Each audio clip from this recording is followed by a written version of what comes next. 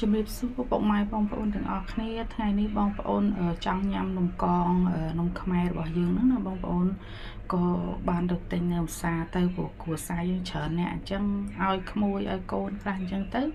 យើងទិញគេក៏វាអស់ច្រើនដែរអញ្ចឹងយើងធ្វើទៅបានញ៉ាំច្រើនគ្រួសារអញ្ចឹងក៏ខ្ញុំទៅទិញ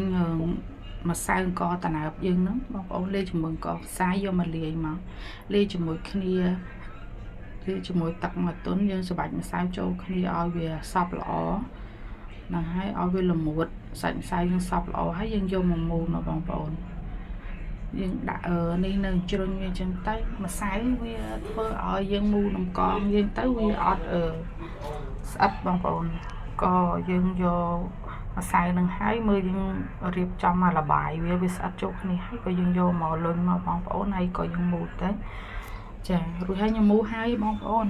នំប្របាយជាបាន20នំដែរបងប្អូនចារួចហើយយើងដាក់ខ្លាញ់យើងឲ្យក្តៅយកមកបំពងចាបំពងមកពេលដែលយើងលាយជាមួយអង្គរណើបអញ្ចឹងបងប្អូនគឺសាច់នំយើងគឺទុនឆ្ងាញ់ហ្មងតែបើយើងដាក់តែអង្គខ្សាយគឺពេលវាវារឹងហ្មងបងប្អូនអញ្ចឹងយើងត្រូវលាយមួយអង្គតណើបយើងខ្លះមកពេលដែលយើងញ៉ាំទៅនំទុនល្អបងប្អូនហើយនេះវារៀងឆ្អិនខ្លះហើយតែយើងបំពងវាឲ្យរៀងក្រហមតិច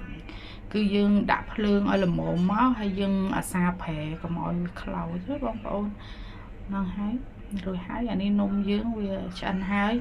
តែដោយសារខ្ញុំលេងអង្គតណើបយើងច្រើនចឹងវាឡើងរៀងខ្លាំងវាទុនខ្លាំងហើយខ្ញុំរៀងជ្រុលដៃបងប្អូនតែបងប្អូនធ្វើលាយតែបន្តិចបានហើយតែក៏ឆ្ងាញ់ទេបងប្អូនទុន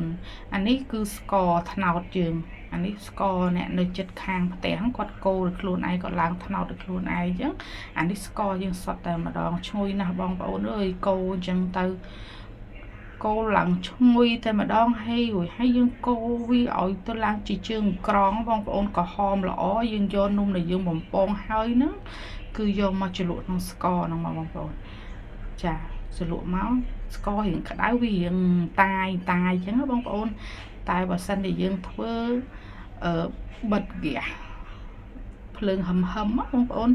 ចាំយើងយកមកជ្រលក់នេះដោយសារវាលែងក្តៅហើយអញ្ចឹងវាលែងល្មួតស្ករយើងអីវារឹងហើយនំយើងទុនណាបងប្អូន